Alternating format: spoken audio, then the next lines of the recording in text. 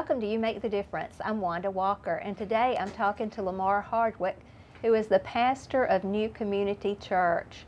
And Lamar has been dealing with autism all his life and has just discovered it and shared it with his church, and we're going to share it today, and he's going to give you insight into autism. So I'm really looking forward to the show, and I know you'll find it very interesting.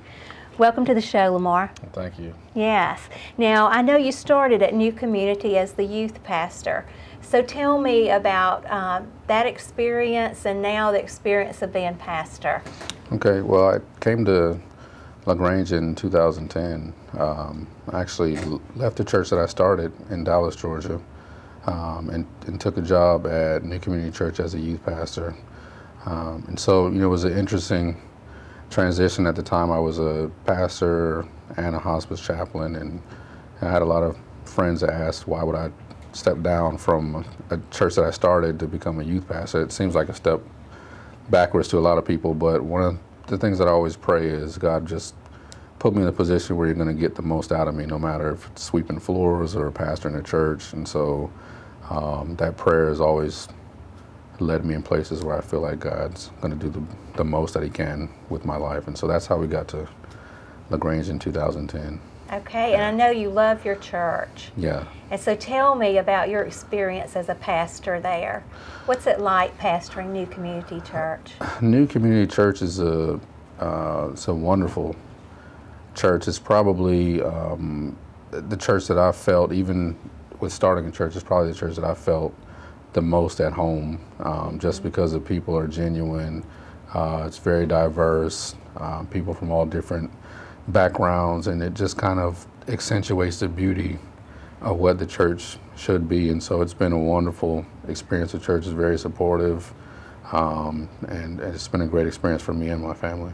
Okay, and tell me about your family. I know you're married and you have children. Tell me about your family. Yes, I'm married. In January, my wife and I will have been married 15 years.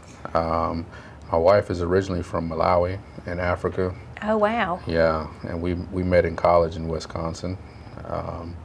And so we got married in 2001, and we have 3 beautiful boys. Malachi is 9, he'll actually be 10 next month. Micaiah is our middle child, he's 6, and then Miles is our youngest, and he just turned 2 last week. All right. Yeah. Yes. All right, now you recently preached a message at your church, and it got a lot of attention on social media and in the community. Tell me about that message. Well, a couple of months ago we did a series called I Am Strong, and it was based off of Paul's sort of confession in 2 Corinthians chapter 12, where I think kind of for the first time Paul lets us into his personal life and tells us that he's struggling with an issue that he prayed about. And we know it as a thorn. We don't know what it was, but we know that it was something that he didn't want to have to deal with. And so just based on that idea, I felt like God really wanted me to share something with my congregation, and that is, even though I've known it my entire life, I recently, last year, was diagnosed on the autism spectrum. And so we use that as an opportunity to share with the congregation that, no matter how weak you feel, Paul says, I will boast about my weaknesses so that the power of Christ can work through me. And so we spent 5 weeks just talking about that, and I opened up the series by sharing my diagnosis with my church. Yes, and tell me about that diagnosis. It's called something different now, autism spectrum disorder.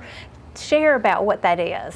Okay, well, I was diagnosed autism spectrum disorder, higher functioning, obviously, verbal and able to articulate. In the past, it was diagnosed as Asperger's syndrome, which is just a way of saying that this is a type of autism, someone who is higher functioning but still struggles with some of the social interaction. I think about 2 years ago, Asperger's syndrome actually went away, and now they just diagnose it autism spectrum, which literally means that those who are diagnosed with autism can fall anywhere on a spectrum, as far as how their autism affects them. And so obviously you have those who are nonverbal.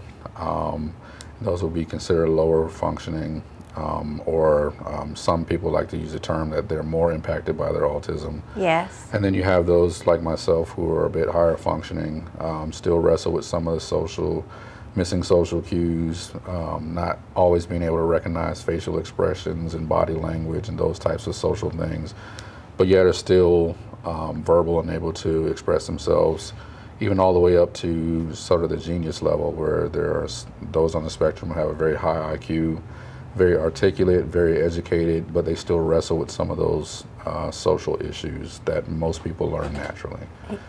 So for those on the autism spectrum who are higher functioning, we have to learn those social skills that most people just learn as a child naturally. Yes, and how do you learn those? Well, you can, I actually myself go to therapy once a month. I do a lot of reading. And it's really a whole new world, because these are kind of unwritten rules of how we interact with each other that you don't always know exist. For example, what it means when somebody's feet face a certain way when you're talking to them, or what it means when somebody's face makes a certain expression, or the folding of arms, or when somebody leans forward, what that means when they lean back. Those are all things that most children grow up learning naturally. Yes. People on the spectrum don't tend to notice those things, and so it sometimes makes for very awkward situations, because the people that you're interacting with don't realize that you don't know, or you're not picking up on those cues. So there's a lot of reading. You can go to therapy. There's various different ways where you can learn. And what I like to share with people is it takes someone like myself a lot more work to interact with people than most people who are just able to do it naturally. Yes, so it's harder. And do you find like quiet times kind of re-energize you, and then, yes. Okay. Yeah, being on the spectrum, one of the things that I've learned is social interaction is like a sprint. Yes. And so it's okay to sprint, but you can't sprint all the time. Sometimes you have to take that cool down lap, yes, so to speak. And so, as a pastor, social interaction is something that is very important, but I also understand that I need, what my staff calls my cave time. Yes. And so I try to structure my schedule and my events around having that time, so that when I do have to sprint, I can sprint well. And so it's really just a matter of knowing yourself, knowing how God wired you, and knowing that's okay. Yes. And doing the things that you need to do to protect yourself, so that you're at your best at all times. And I've heard you really come alive when you preach. Yeah. You're comfortable in that area, aren't you? Yeah. One of the things that I discovered is that that's what keeps me humble, because I realize that it is so contradictory to my natural personality that it really requires me to depend completely on God to get up in front of hundreds of people and do what I do every week. My wife says that I'm the most animated that she's ever seen me when I'm on the stage preaching. Yes. And I can only give that credit to God. That's how God chose that He wanted to use me, despite what some people would think is a weakness. That's actually where He shows His strength through that area. So it is something I love to do. Yes. But it does require a lot of energy, and it does require a lot of spiritual and emotional energy to do it. But I think that's why God put me here. Yes. So. And what led you to be tested for autism? Wow. I've always struggled, even as a child. I think a lot of the signs and symptoms were masked by the fact that my father was in the military, so we moved quite a bit. Yes. And so you didn't quite expect a child to always adjust well when you moved every 3 years. And so I think a lot of that masked some of the signs and symptoms. And then, in those days, they weren't really diagnosing it the way that they are now. But what led me was as a result of a class that I was taking to finish up some schooling. As pastors, we were made to take a class that was a part of the counseling school, but they wanted pastors to take it so that we can learn more about ourselves. And through the results of some assessments, and I had to ask some people who were close to me to make some observations about me, I started to notice certain patterns of things that people who were close to me observed. And I think that if it's any one person, it wouldn't have been enough, but because I had a number of people saying things like, you know, when it's a big crowd, I tend not to pick up on social cues when I'm in a big crowd. My facial expressions often don't mirror the environment sometimes, and I hear people say to me often, aren't you excited? You should smile more, you know, things like that.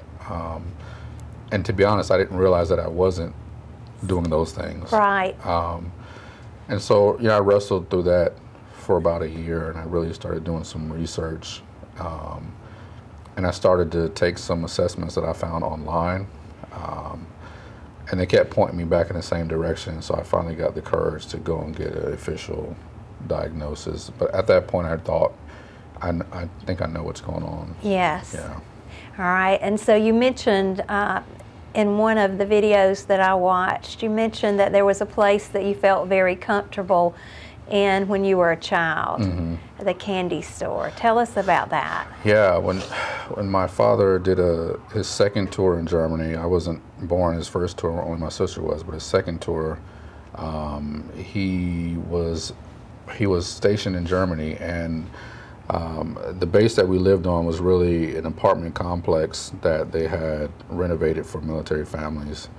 And on the corner of that street was this candy store. And, you know, as a kid, because I didn't have a lot of social interactions with other kids that went really well, I don't have a lot of memories of a lot of things that other kids would remember, like birthday parties. But I do remember that store. Yes. Because it kind of felt like an environment. It didn't matter who you were. Everyone was welcome. And so I remember the colors. I remember what it smelled like. I remember all the kids used to run in there after school.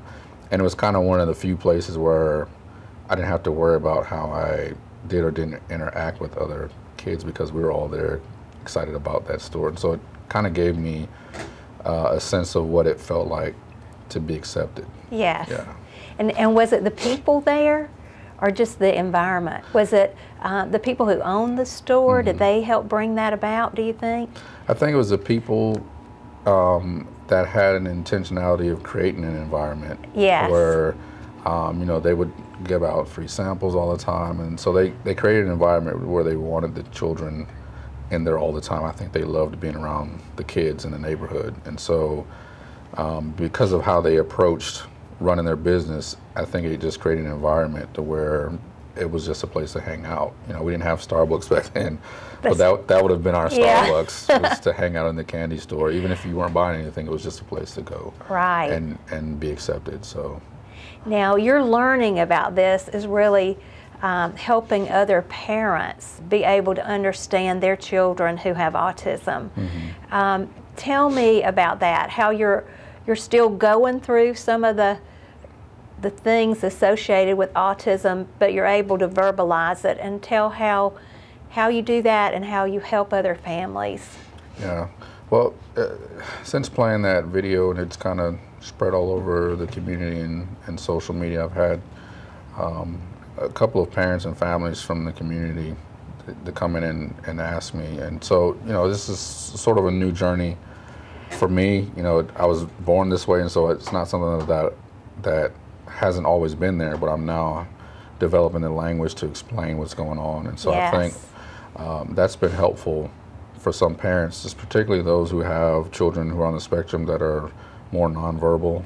But there are also some that are verbal, but they're just young children, and they don't always have the language to articulate what they're going through. And so I've been able to help some parents to understand what it means, for example, to have sensory overload. You know, a lot of times people on the spectrum, their senses are very sensitive, and so loud noises and bright lights and overstimulation sometimes becomes very frustrating for them, and for children who don't have the language to articulate that, sometimes it results in what appears to be a tantrum. Yes. Or acting out. But oftentimes it's just a result of just being way too overloaded, and the environment is just way too chaotic for them. But being able to explain that to parents has been helpful for them.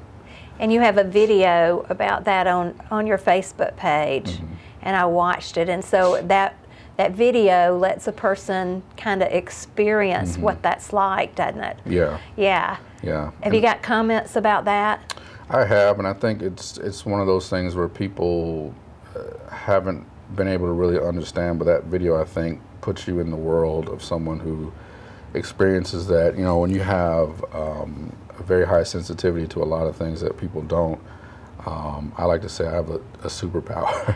Yes. I can hear just about everything. So Oh, wow. I could be in a room and hear people popping their knuckles, and I can hear pins tapping, and I can hear the fan running, and I can hear very distinct sounds in the room that most people wouldn't be able to pick out. Well, if you have a crowd of people and you have a lot of that sensory information flooding your brain, and oftentimes if you're not able to handle it, it can be overwhelming. Yes. Yeah. And so how do you handle that, Lamar? Well, you know, I honestly think a large part of how I've been able to cope with a lot of things has been my faith. Yes. My faith informs how I do everything, from how I Right. treat people to how I handle myself. And so for me, I think one of the reasons why I'm able to handle it is not because I don't have all of those symptoms and issues. It's just my faith informs me on how you respond to things that you're not comfortable with. And so I get just as frustrated, I get just as overwhelmed, I get just as stressed, but it's my faith in Christ that informs, well, how do you handle being stressed, and how do you handle being overwhelmed? And so I think what you see is someone who has all the symptoms, deals with all the issues, but responds and reacts in a different way, because that's what my faith tells me to do. So it's been a huge part of how I've been able to succeed Yes. in life. Yes. And we had a question about faith that we wanted to ask. How has finding out about this affected your faith and increased your faith? Well, it's an interesting question, because I think in some sense, I think it's almost reignited a lot of areas for me. Some of the things that I've always read and I've always believed and always prayed about have become even more real to me, because it's almost like when you're converted, you experience a whole new life. You see the world differently. Yes. And so finally having an official diagnosis and having the language to explain what's been going on with me for years, it really gave me some insight into how God has worked in my life through the past.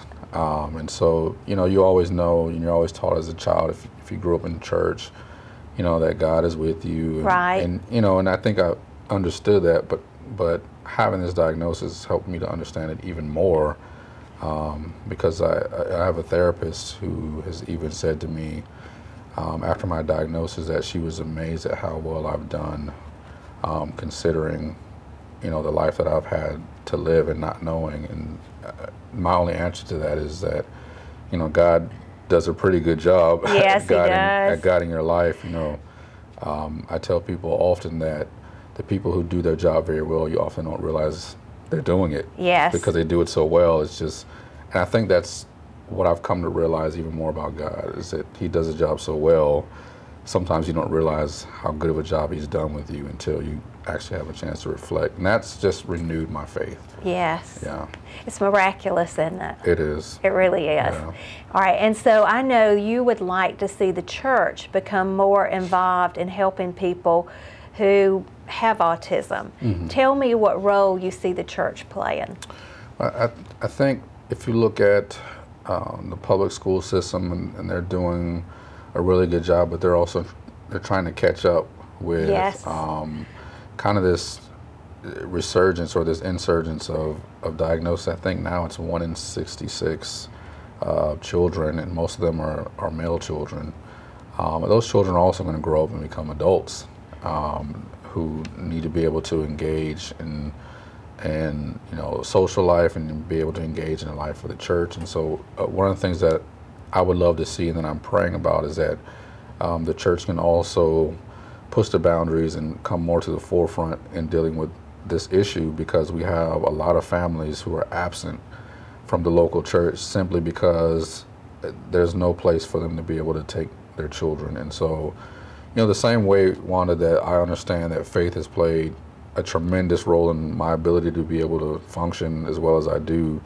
I think that that's an opportunity even for those children that maybe they're missing, because there may be a child out there who can function a lot better if they're introduced to a life of faith, to the Christian life, and the community of the local church. All that has helped shape me in a way that's made me successful. And I think that the church should look for ways to serve those families more. And so one of the things that I'm hoping for and praying about for myself and even for my church and the churches in this community is for us to find a way to do more, to be able to provide something for those children, because I honestly believe that God makes all the difference. And so it's been that way for me, and I think that it can be true for some of those children and teenagers and adults as well. Yes, and you're looking for resources that will help parents and also the children who have autism. Yeah. And you're searching those out for the community, but also other places too, right? Yeah. Right now, I'm kind of in a learning phase myself, and so I'm looking to those who perhaps maybe have more of the experience in serving children, maybe even more of the educational experience. What I bring to the table is my personal life experience, and but also I feel a strong calling to bring the spiritual component to the table. We've done a lot of work with autism, and there's been a lot of services provided, educationally, but I really think the huge piece that can make a big difference in the life of families and children is bringing that spiritual component to the table. And so one of the things that I'm looking for is to just be able to partner with people, learn more from them, find out what are our resources here, find out how available those resources are to the local churches, and then find a way to put all those things together and put together something that will be able to holistically serve our children and our families, not just in the classroom, but also in the church and in the community. Now, tell me how your congregation responded to your message, I Am Strong. Overwhelming support. We played, I did a video testimony of it just before the message, and we played it before I came out, and it took about a couple of minutes for them to stop cheering before I could start the message. Wow. Just because they were very supportive, and that felt good. I think that's what the church is supposed to be about. Yes. Yeah. And that was a good way to do it too, wasn't it? To put it on video, and then, because lots of times it's easier to share something like that on video than it is to actually stand up there and say it. But then to have it shared and have that response. And I know, I've heard from some of the people at your church, and they just really respect you, and it means a lot when the pastor is transparent. I think, growing up, when I went to church, I thought everybody was perfect. and I had some issues, but, and that made me not want to share my issues.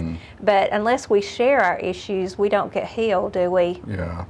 I served for a number of years. I mentioned it earlier, as a hospice chaplain. Yes.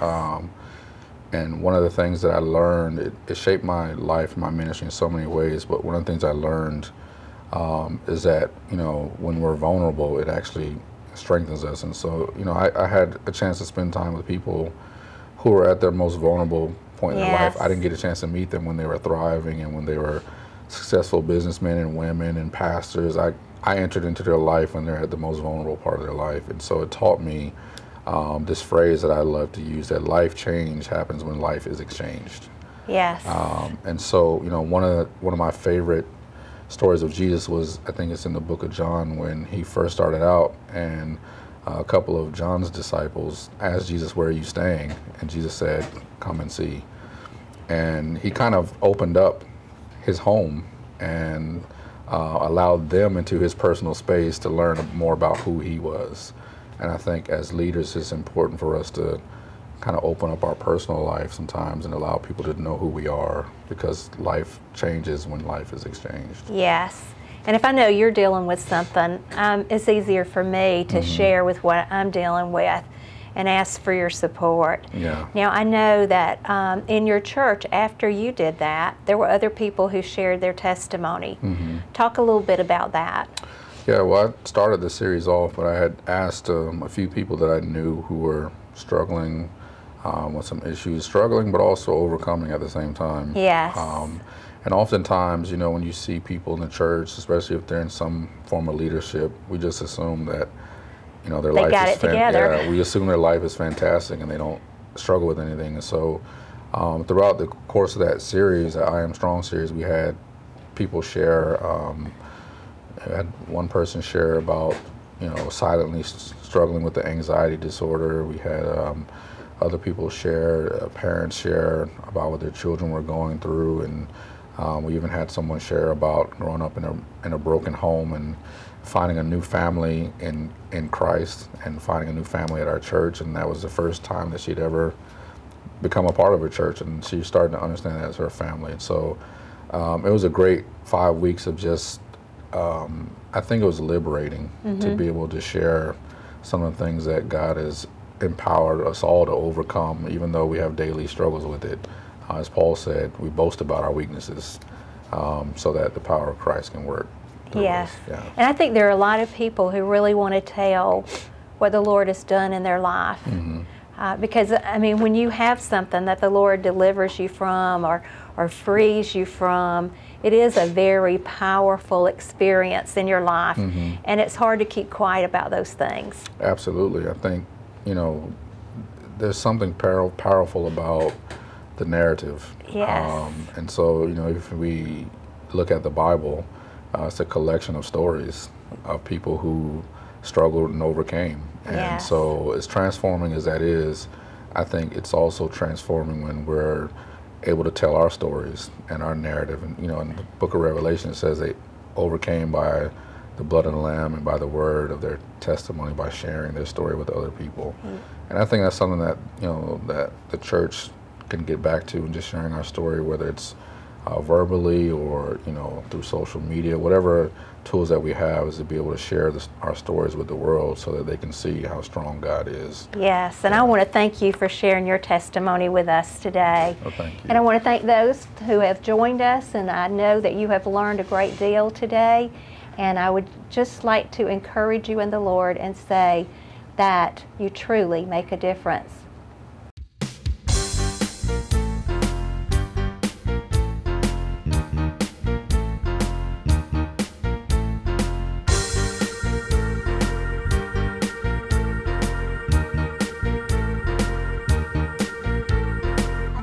Got a promise from heaven.